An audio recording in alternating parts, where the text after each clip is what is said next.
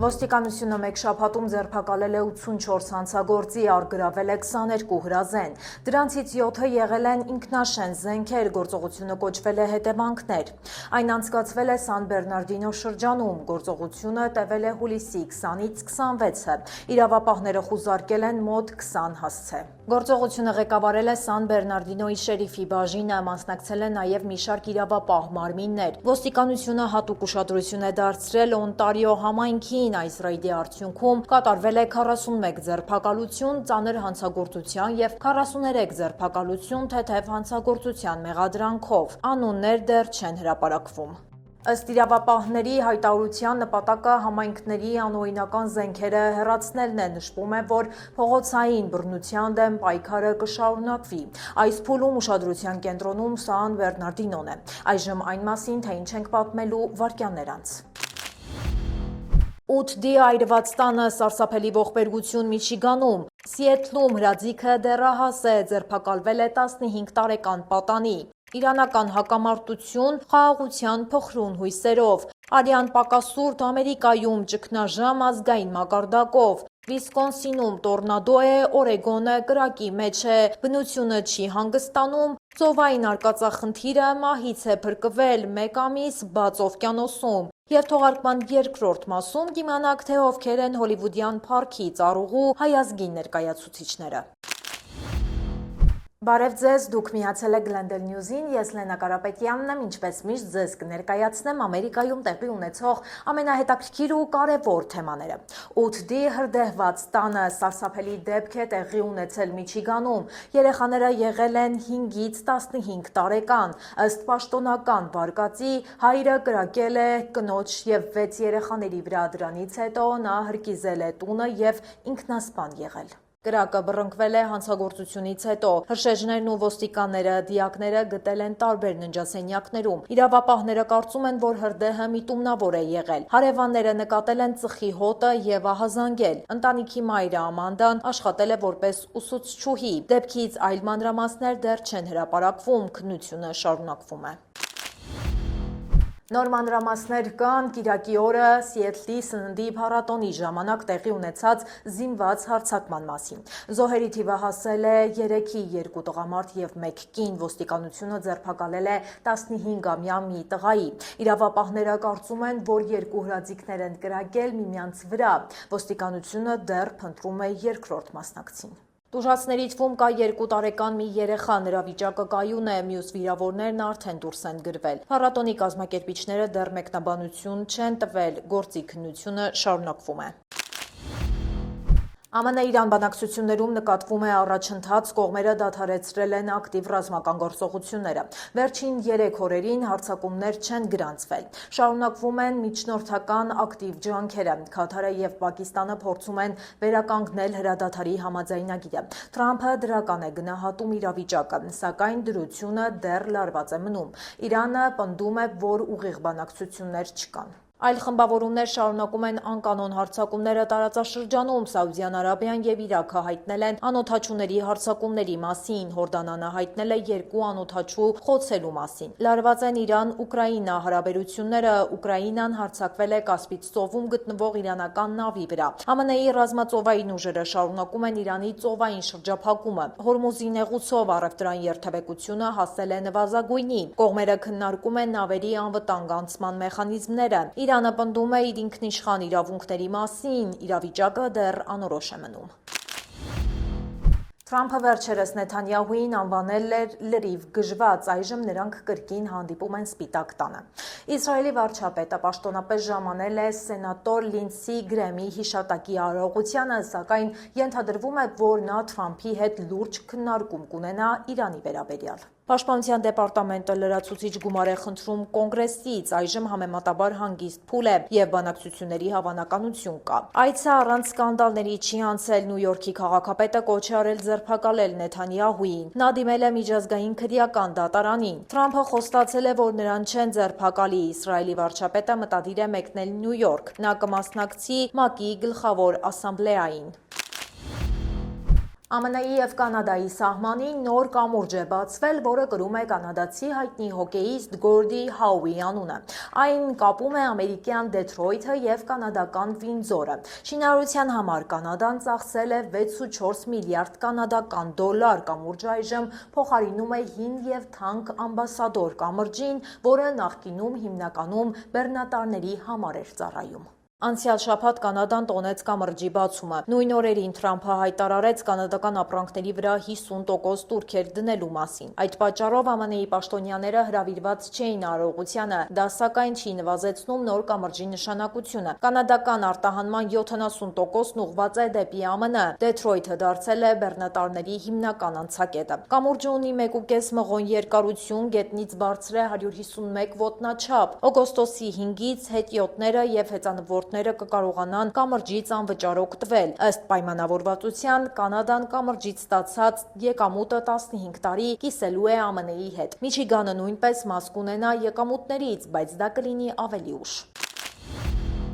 Ամերիկյան Կարմիր խաչը հայտարարել է արյան ազգային ճգնաժամի մասին, սա կազմակերպության պատմության մեջ նմանատիպ երկրորդ դեպքն է։ Արյան պաշարները նվազել են վերջին 4 տարվա ընթացքում, ամռանը այս իրավիճակը դարձել է շատ վտանգավոր։ Անհրաժեշտ են բոլոր խմբերի արյան պաշարներ, հատկապես սուր է դրական արյան պակասը։ Կազմակերպությունը սահմանափակել է արյան բաշխումը հիվանդանոցներում։ Քաղաքացիները կարող են օգնել հաղթահարել այս լուրջ խնդիրը, նրանք պետք է գրանցվեն արյուն հանձնելու համար։ Դա կարելի է անել հավելվածի կամ կայքի միջոցով։ Մինչև ուրբաթ արյուն հանձնողները կստանան կինոթատրոնի տոմս, օգոստոսին արյուն հանձնողները կստանան Ամազոնի նվերքարտ։ Առաջիկա շաբաթներին տեղի կունենա դոնորական տասնյակ միջոցառումներ, դրանք կանցնեն եկեղեցիներում, գրադարաններում, հյուրանոցներում և առևտրի կենտրոններում։ Լոս Անջելեսի բնակիչները արյան հանձնման իրենց ամենամոտ կետերը կարող են գտնել կայքում։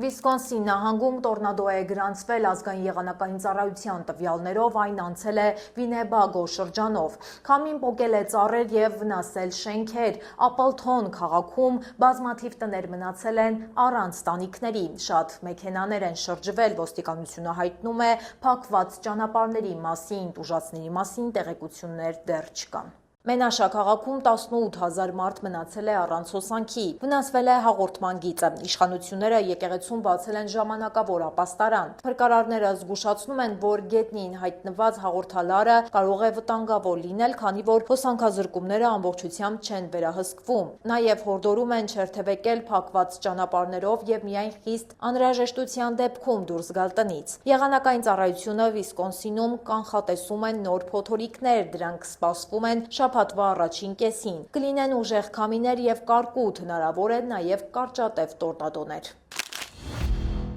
Օրեգոն նահանգում Ֆոքս անունով հրդեհը ստիպել է փակել միջնահանգային մայրուղին ավելի քան 70 մղոն երկարությամբ, այն միացնում է Բեյքեր Սիթին և Օնտարիոն։ Հրդեհը բռնկվել է Հանթինգթոն քաղաքի մոտ, 500 բնակիչ ստացել է տարհանման հրաման։ Կրակը տարածվել է գրեթե 72 քառակուսի մղոն տարածքով։ Այն դեռևս վերահսկողության տակ չէ։ Ծխի պատճառով օդային տեխնիկան չի կարող աշխատել։ Կենտրոնական Օրեգոնում Ակավա Բյուտ հրդեհն է մոլեգնում։ Այն սպառնում է 3000 բնակիչ ունեցող Սիսթերս քաղաքին։ Որոշ բնակիչներ արդեն ստացել են պատրաստ լինելու հրահանգ։ Վտանգի դեպքում նրանք պետք է լքեն տները։ Տեղի իշխանությունները հայտնել են 4-րդ հրշեջի մահվան մասին։ Հրդեհների դեմ պայքարը շարունակվում է։ Օրեգոնի հրդեհային ծառայությունը աշխատում է գերծանրաբեռնված, իրավիճակը մնում է չափազանց ծանր ամբողջ նահանգում։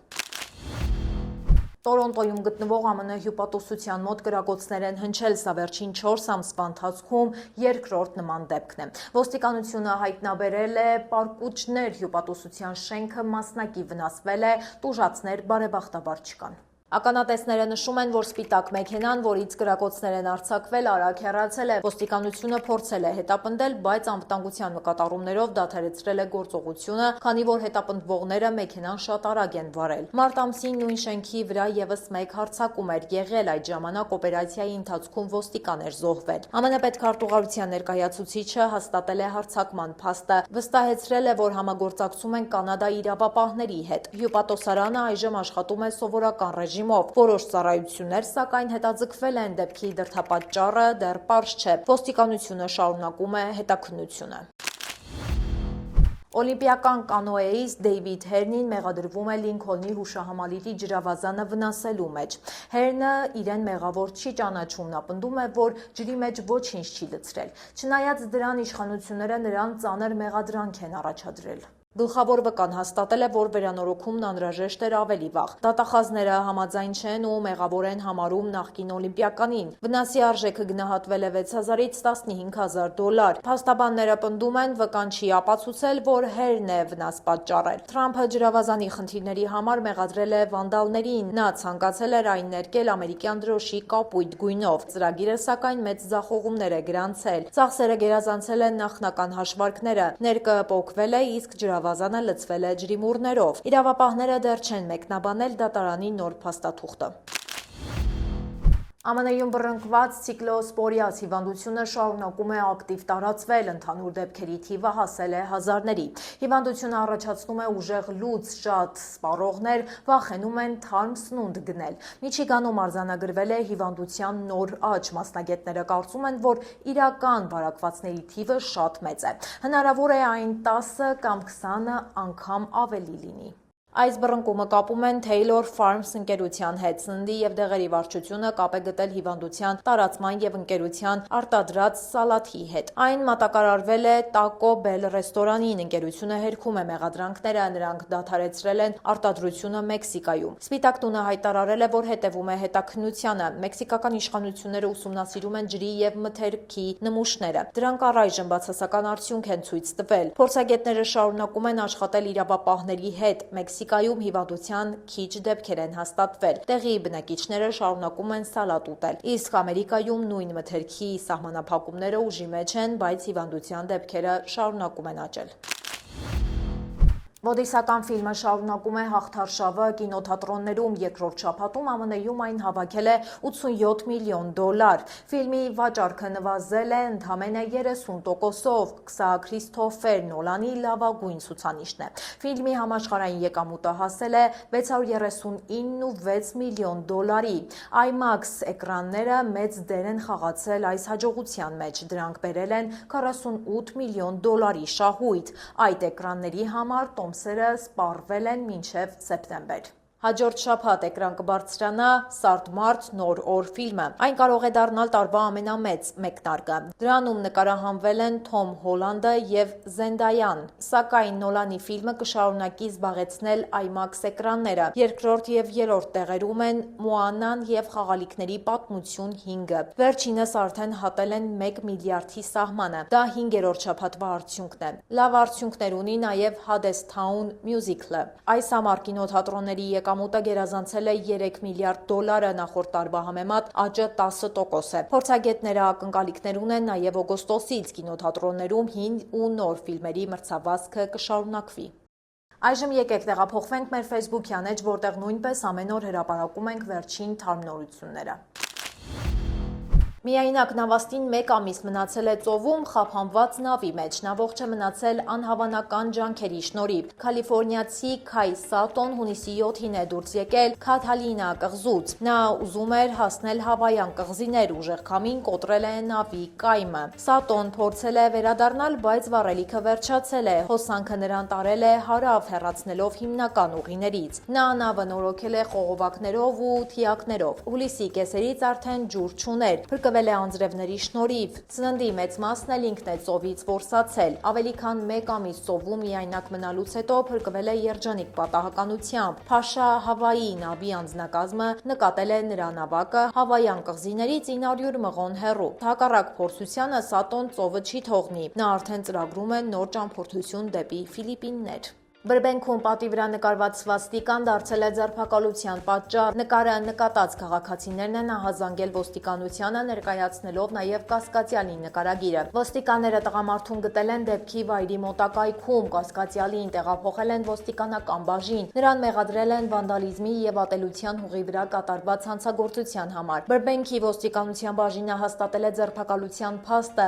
այլ մանրամասներ դեռևս չեն հրապարակվել, հետաքննությունը շարունակվում է։ Լոս Անջելեսում շոկն անտանելի է դառնում։ Ջերմաստիճանը հասել է մինչև 38-ից 39 աստիճանի։ Երեքշաբթի եւ չորեքշաբթի սպասվում է չնչին զովություն։ Խոնավությունը նույնպես մի փոքր կնվազի, դա եղանակը կդարձնի մի փոքր ավելի հարմարավետ։ Սակայն հինգշաբթի օրվանից շոկը կվերադառնա։ Բարձր ճնշման համակարգը կտեղաշարժվի դեպի Թեքսաս։ Արդեն շաբաթ օրը ջերմաստիճանը կբարձրանա մինչև 40-ից 42 աստիճան։ Նորմայից 15 աստիճանով բարձր ջերմաստիճան է կանխատեսվում նույնիսկ լողափերում։ Ազգային եղանակային ծառայությունը զգուշացնում է նոր վտանգի մասին։ Հաջորդ ջերմային ալիքը կլինի ավելի ուժեղ, շոկից պաշտպանվելը այս օրերին կենսական կարևորություն ունի։ Բնակիչներին կոչ է արվում հետևել հարևանների եւ հարազատների վիճակին, որոնք ավելի խոցելի են ջերմաստիճանի տատանումների հանդեպ կամ ունեն խրոնիկ հիվանդություններ։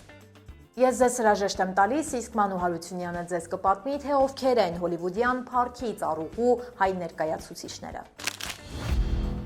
Բարև ձեզ։ Հոլիվուդի այս մայթով ամեն տարի միլիոնավոր մարդիկ են քայլում փնտրելով իրենց սիրելի արտիստների աստղերը։ Աշխարհի ամենահայտնի մայթը այսօր ունի ավելի քան 2800 աստղ։ Ամեն տարի ավելանում են նորերը։ Գաղափարը ծնվել է 1953 թվականին, առաջին փորձնական աստղերը տեղադրվել են 1958-ին, իսկ առաջին մշտական աստղը 1960 թվականին։ Այստեղ աստղ ունենալը պարզապես հայտնի լինելու հաստատում չէ, այլ տասնամյակների աշխատանքի ու միջազգային ազդեցության գնահատական։ Փառքի ծառուղին ձգվում է Հոլիվուդի Հոլիվուդ Բուլվարդ եւ Վայն Սթրիթ փողոցների երկայնքով։ Աստղ ստանալու համար թեկնածուին առաջադրում են, ապա հարցը քննարկում է հատուկ ընտրող հանձնաժողովը։ Ընտրվելուց հետո կազմակերպվում է բացման արարողություն, իսկ աստղի տեղադրումն ու հետագա խնամքն ապահովվում են սահմանված ընթացակարգով։ Ամեն տարի ընտրվում են ընդամենը մի քանի տասնյակ նոր անուններ ամբողջ աշխարհից։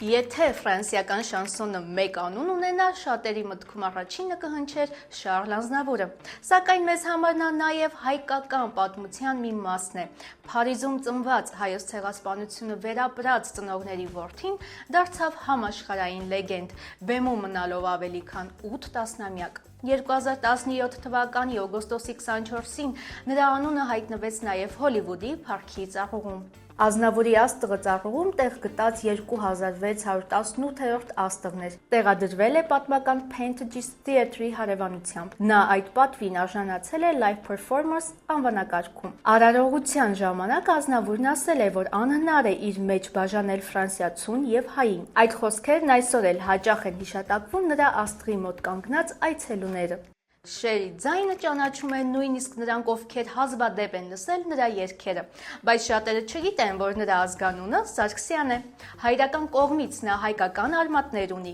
Երաժշտական կարիերան սկսել է Sonny and Cher դուետում։ Հենց այդ համագործակցությունն էլ նրան բերեց Հոլիվուդի փառքի ծառուղի 1998 թվականին։ Շերի աստղը տեղադրված է Recording անվանակարգում որպես Sonny and Cher դուետի անդամ։ Հետագայում նա դարձավ նաև Օսկարի մրցանակակիր, սակայն փառքի ծառուղում պահպանվել է հենց այն աստղը, որը խորհրդանշում է երաժշտական հաջողությունների սկիզբը։ Այսօր էլ զբոսաշրջիկների կողմից ամենաշատը լուսանկարվող աստղերից մեկը շարունակում է մնալ հենց Շերինը։ Եթե Հոլիվուդում նորարար ռեժիսորների ցուցակ կազմենք, Ռուբեն Մամուլյանի անունը հաստատ այնտեղ կլինի։ Թբիլիսիում ծնված հայ արվեստագետը Բրոդվեյից հասավ Հոլիվուդ եւ կինոյում կիրառեց այնպիսի տեխնիկական լուծումներ, որոնք հետագայում դարձան ընդունված չափանիշ։ Նրա ֆիլմերը աչքի են ընկնում շարժուն տեսախցիկով, նոր ձայնային հնարքներով եւ համարձակ բեմադրությամբ։ Նաև այդ ներդրումը հաշվի առնելով Մամուլյանը փառքի ծառուղում ստացավ իր աստղը 1960 թվականին։ Հոլիվուդի փառքի ծառուղում Ռուբեն Մամուլյանի աստղը նվիրված է կինոյի ոլորտում ունեցած ավանդին Motion Pictures անվանակարգում։ Նա նկարահանել է Dr. Jekyll and Mr. Hyde, Queen Christina, Blood and Sand ֆիլմերը, որոնք համարվում են դասականներ։ Մամուլյանին հաճախ անվանում են այն ռեժիսորներից մեկը, որը օգնեց Հոլիվուդին անցնել համր կինոյից դեպի նոր ձայնային դարաշրջան։ Փառքի ծառուղու ամենաերիտասարդ հայկական աստղը պատկանում է Էնդի Մադադյանին։ Իրանահայ երգիչը տասնամյակներ շարունակ համերգներով միավորել է տարբեր երկրներում ապրող հայերին եւ իրանցիներին։ 2020 թվականի հունվարի 17-ին նրա անունը պաշտոնապես միացավ Հոլիվուդի ամենահայտնի մայթի աստղերին, դառնալով առաջին իրանահայ արտիստը, որն արժանացել է այդ պատվին։ Էնդի Մադադյանի աստղը բացվել է Recording անվանակարգում։ Արարողությանը մասնակցել են արվեստի եւ համայնքային կյանքի բազմաթիվ ներկայացուցիչներ։ Իր խոսքում երգիչն ընդգծել է, որ այդ աստղը համարում է բոլոր իրանցիների, հայերի եւ ամերիկացիների ձեռքբերումը։ Նրա ստեղծագործությունները մինչ օրս միլիոնավոր ունկնդիրներ ունեն ԱՄՆ-ում, Հայաստանում, Իրանում եւ Սփյուռքի բազմաթիվ համայնքներում։ 4 անուն թվով շատ չէ, բայց ազդեցությամբ չափազանց նշանակալի։ Նրանք ներկայացնում են տարբեր սերունդներ ու տարբեր արվեստներ, սակայն բոլորին միավորում է հայկական արմատն ու համաշխարհային ճանաչումը։ Մենք կշարունակենք հետևել փառքի ծառուղու նորություններին եւ եթե էլի հայկական անուններ հայտնվեն այնտեղ, ձեզ անպայման կտեղեկացնենք, իսկ դուք բաժանորդագրվեք մեր ալիքին հետաքրքիր նորությունները բաց չթողնելու համար։ Այսօրվա համար պատրաստել էինք այսքանը։ Եթե դեռ չեք հասցրել դիտել մեր նախորդ թողարկումը, ապա կարող եք անցնել հենց այս հղումով։ Կհանդիպենք վաղը ժամը 5-ին։ Հաջողություն։